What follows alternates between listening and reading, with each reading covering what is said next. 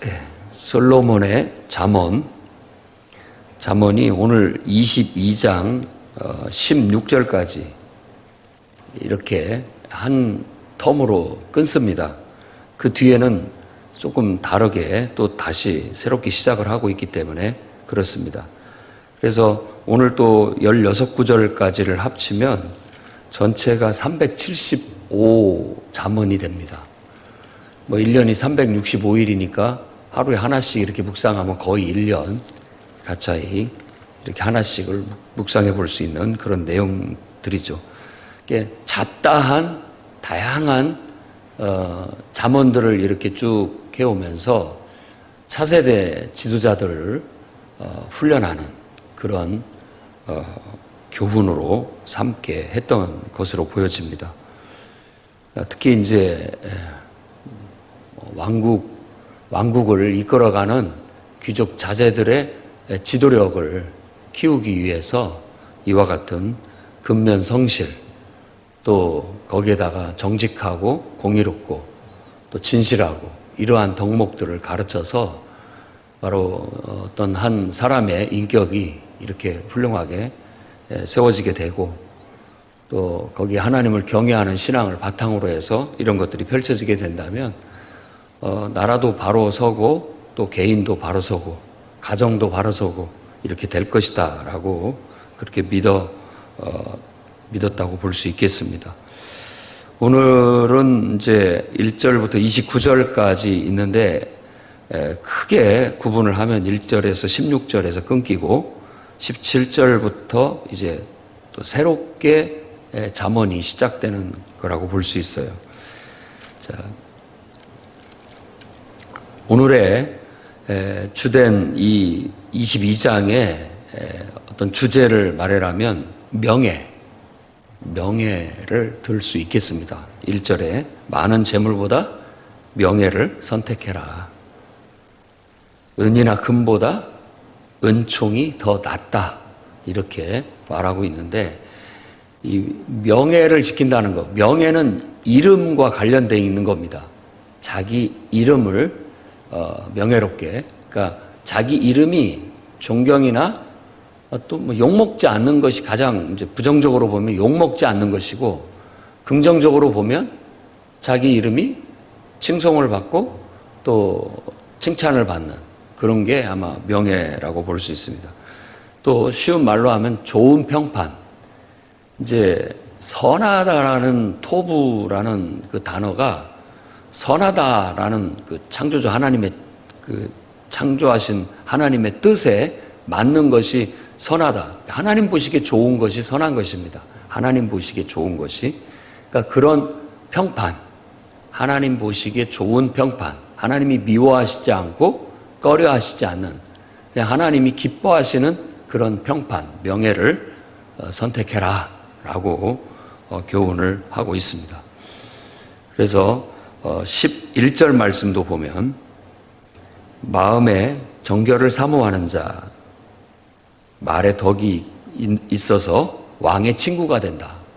그러니까 이렇게 하나님 보시기에 좋은 그런 평판을 가지고 있는 사람은 왕의 친구가 된다.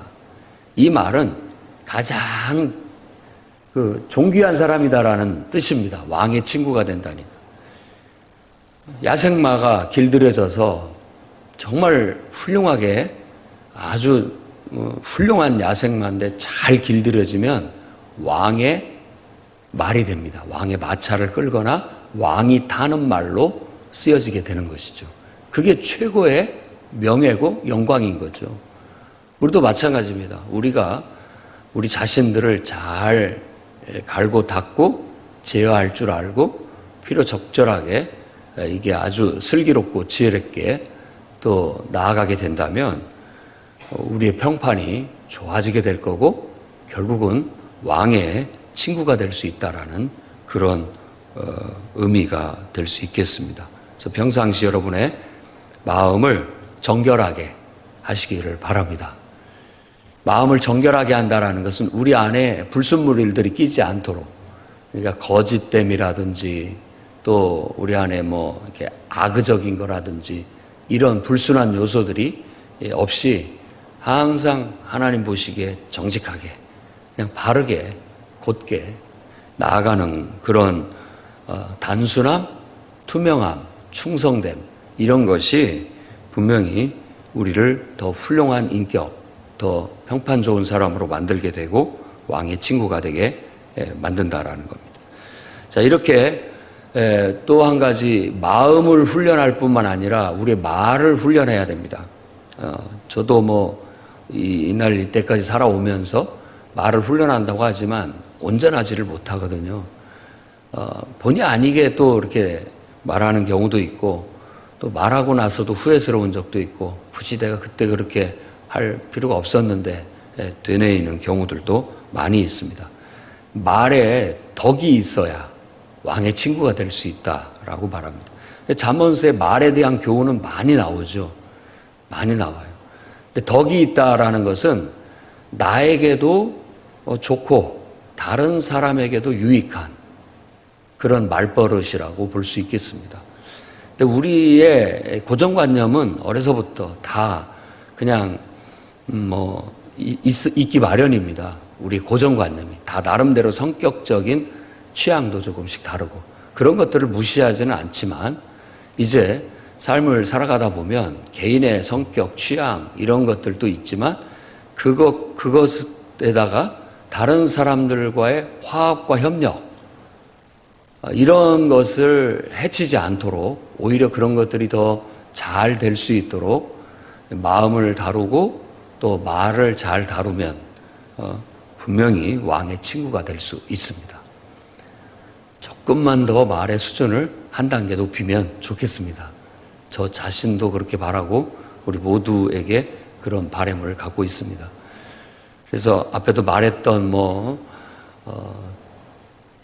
감정을 섞어서 말하거나 또 너무 과장되게 말하거나 너무 축소되게 말하거나 또 마음속에 삐뚤어진 마음에서 그냥 말이 튀어나오거나 뭔가 이렇게 어떤 것들이 있으면 결국은 내 정말 깊숙이 있는 본심은 아닌데 이상하게 그런 것들로 인해서 여러 가지 의사가 왜곡되고 또 서로 이렇게 복잡해지는 다툼이 일어나거나 또 갈등이 일어나거나 오해를 불러일으키거나 하는 일들이 많이 있습니다.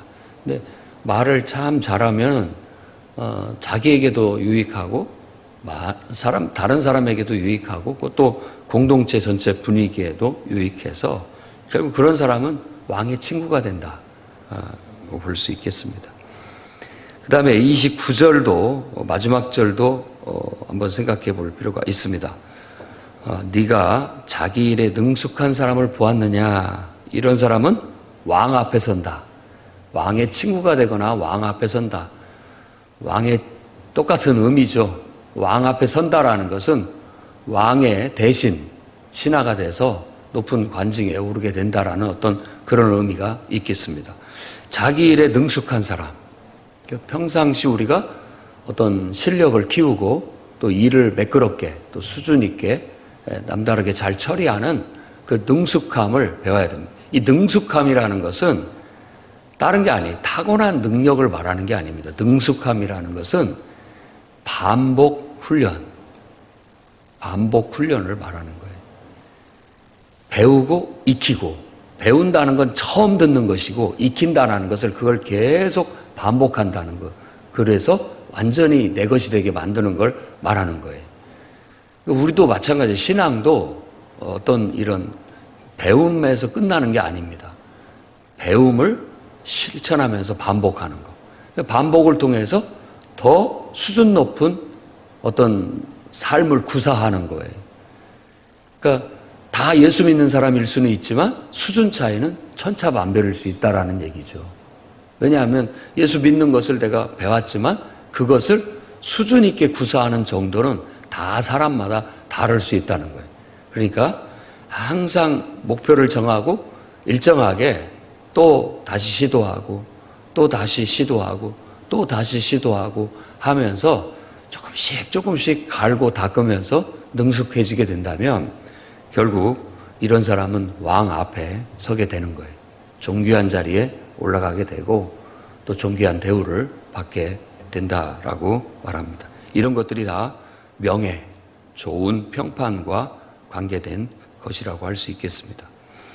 그 다음에 또 하나의 주제를 생각한다면 가난한 자와 부자에 대한 얘기를 여러 구절에서 말하고 있습니다. 2절 말씀에 보면 가난한 자, 부자가 함께 산다. 그리고 그 각주에 보면 히브리어 이 단어가 함께 산다고 번역을 했지만 좀 의역을 한 겁니다. 서로 만난다라는 뜻도 있고, 이 서로 왜 만나냐? 싸우려고 만나는 그런 단어예요. 그러니까 이렇게 만난다라는 건 같이 전투를 벌이기 위해서 만난다라는 그런 느낌의 단어입니다, 이게. 그러니까 이 세상은 부한 자하고 가난한 자하고 모종의 이런 싸움 같은 대항하는 그런 관계에 있다는 거예요. 그런데 잘 생각해 봐라. 둘 다 하나님께서 만드셨다. 하나님께서 지으셨다. 창조하셨다. 그래서 우리가 인생을 갈등 구조로 볼 것인가, 또 반대로 정반대로 화합, 협력, 협조 관계로 볼 것인가, 이건 익히 사회학에서 다룬 문제입니다. 그러니까 인류의 역사가 싸움의 역사예요. 서로 자기의 어떤 욕망을 성취하기 위해서 서로 이렇게 마주서 가지고 누가 더 많이 가지느냐, 이긴 자가 독식을 하고 진 자는 쫓겨나고, 어떤 그럼으로써 부와 가난의 이런 것들이 결정되는 역사거든요. 그러다 보니까 우리 이 본성 속에는 싸워야 되고 이겨 먹어야 되고 뭐 그런 게 있어요. 그게 나쁘다는 건 아닙니다. 그런 욕망이 있기 때문에 사람은 뭔가를 성취하며 살아갈 수 있게 되는 것이죠. 그런데 나만 그런 게 아니라 모든 사람이 다 그렇다라고 생각한다면 이 세상은 계속 전쟁이죠. 끊임없이 전쟁입니다. 근데 이건 부정적으로 세상의 역사를 보는 거고, 긍정적으로 본다면 모두가 다 자기의 욕망이나 자기의 어떤 바램을 성취하며 살고 싶어 하는 것들을 인정하고, 어떻게 하면 서로가 협력해서 서로의 원하는 것들을 얻을 수 있게 될 것인가. 이게 이제 갈등으로 볼 것이냐, 협력, 화합으로 볼 것인가.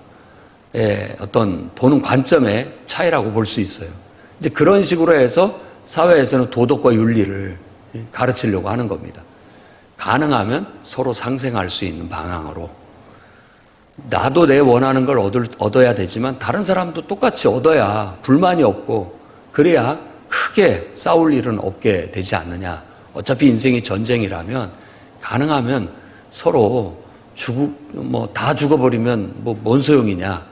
서로 어느 정도 서로 화합하고 협력해서 나아가자, 이런 것들로 이제 도덕과 윤리의 기준을 잡습니다. 근데 성경은 조금 더 다릅니다. 그게 뭐냐면 창조주 하나님께서 등장을 하게 되는 겁니다. 인간과 인간의 관계 속에 창조주 하나님을 두고 생각하는 거예요. 세상에서의 윤리와 이성은 내 입장이나 똑같으니까 서로의 입장을 고려해서 적당히 하자, 이게 윤리지만, 우리에는 여기다가 하나를 더 두는 거예요. 하나님을.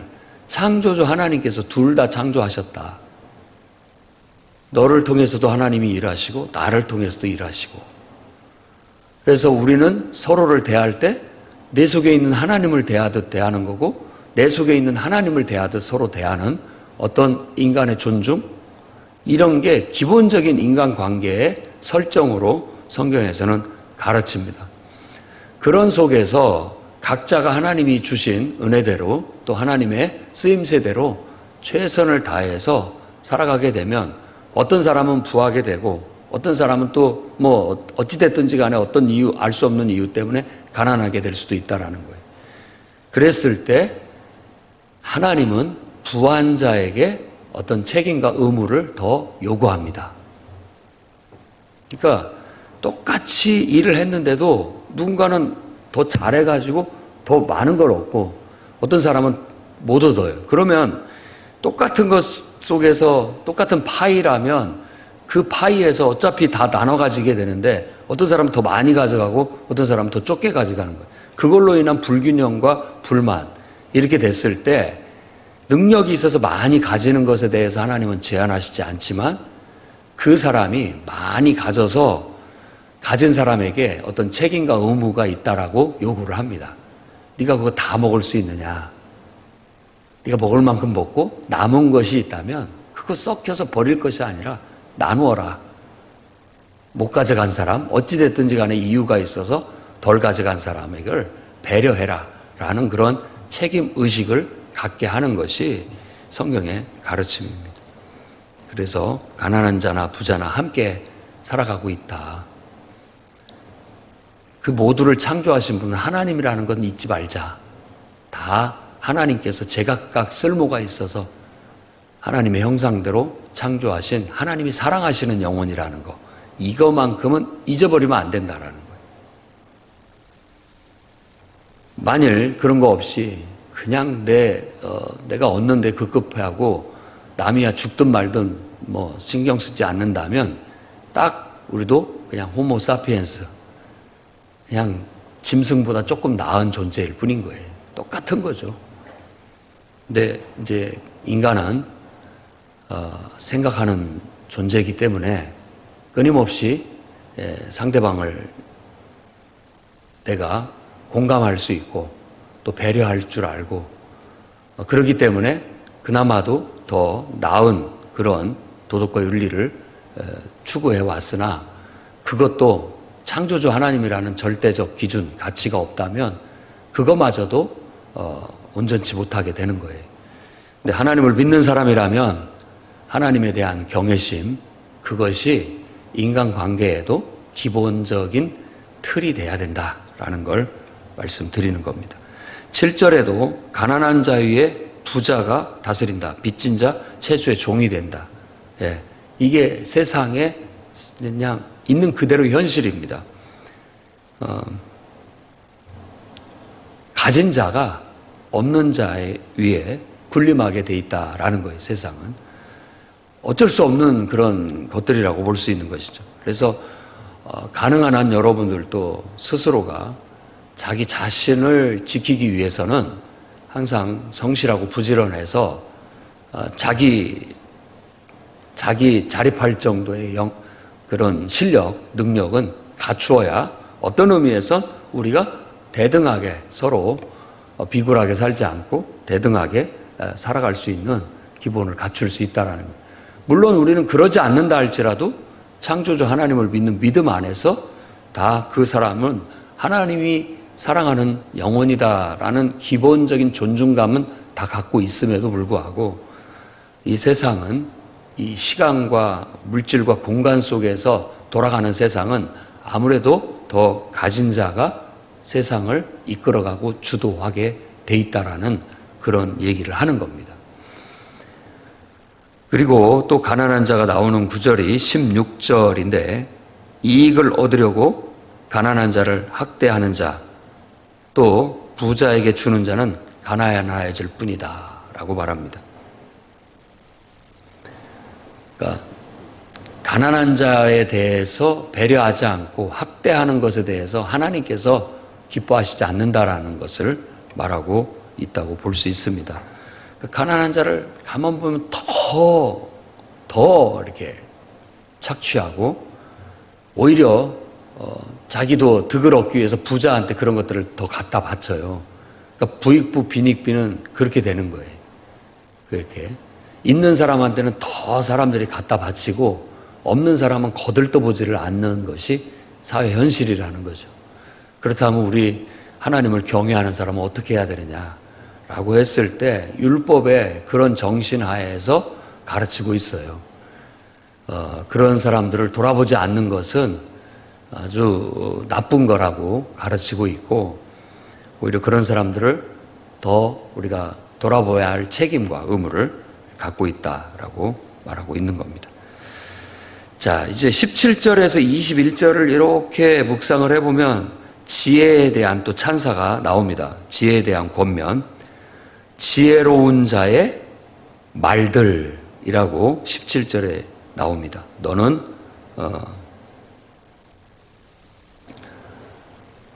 귀를 기울여서 들어라. 지혜로운 자의 말들을. 이제 다시 또 지혜로운 자의 말들을 얘기하려고 말합니다. 그 지식에 집중해라. 그 지식에 마음을 집중해라.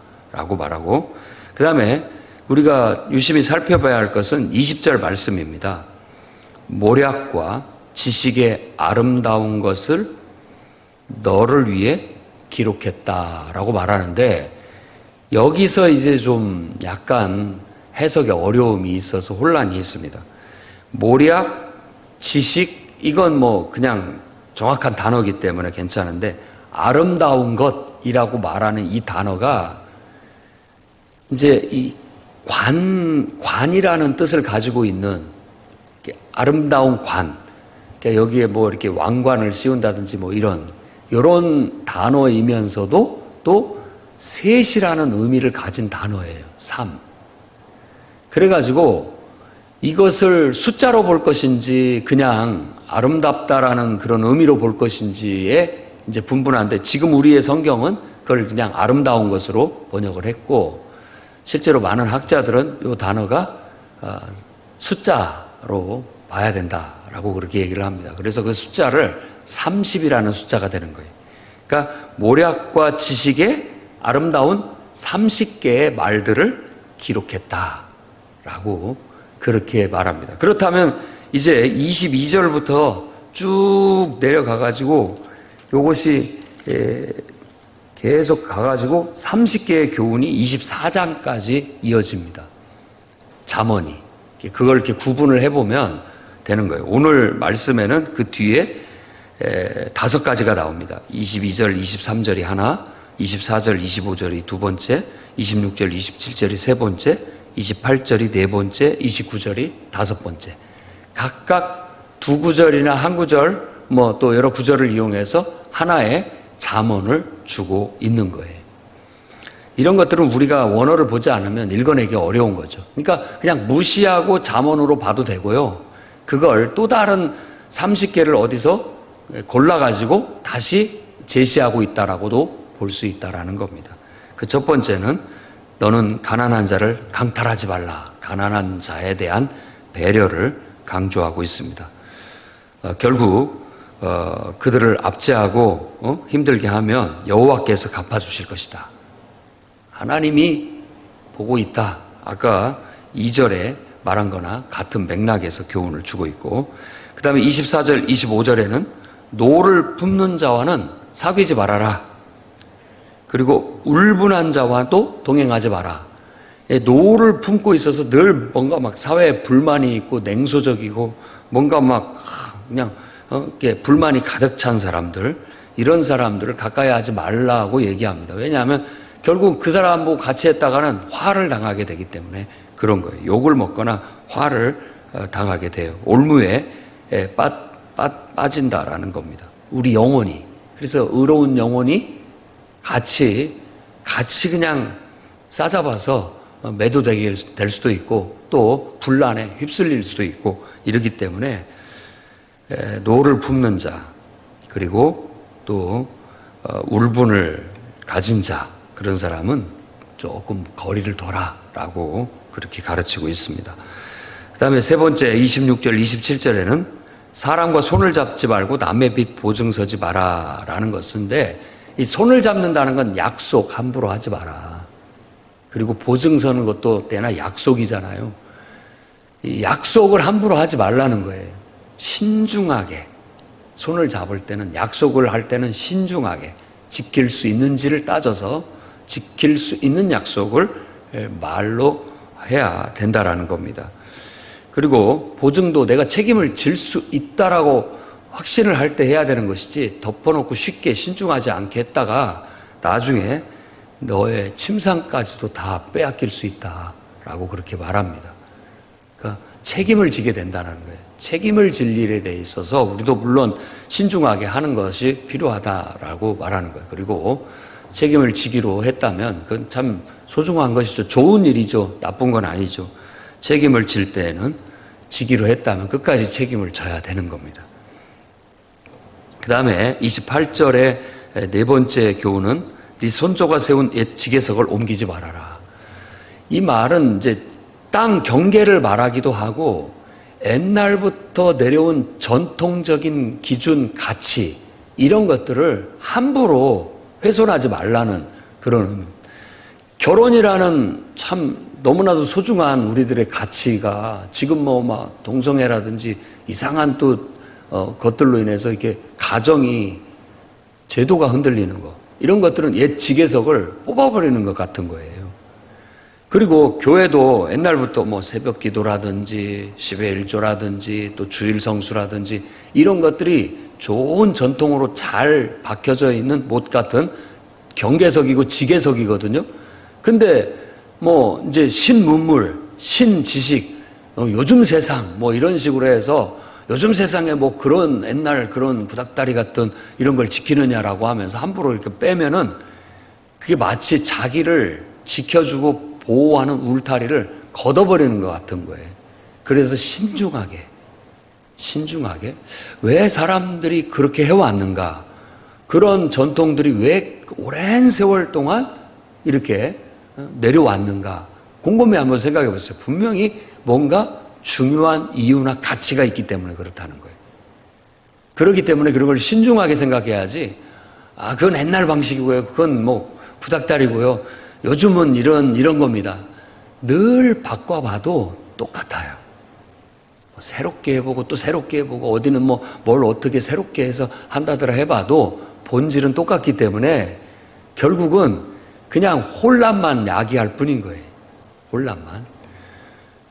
원래 있는 것을 단 하나라도 제대로 한다면 그게 가치 있고 의미가 있을 수 있습니다.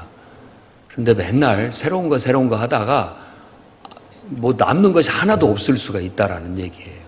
하나라도 제대로 해보고 거기에 변화를 조심스럽게 가져와야 된다라는 교훈이라고 볼 수 있습니다.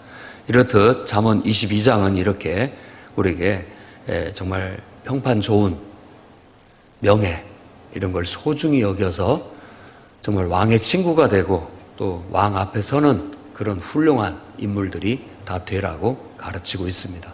여러분들의 마음을 다스리고 또 여러분들의 입을 훈련하고 여러분들의 삶을 잘 가꾸어서 정말 하나님 앞에나 또 사람 앞에나 훌륭한 그렇게 존경받는 명예로운 사람들이 다 되시기를 주의 이름으로 축원합니다.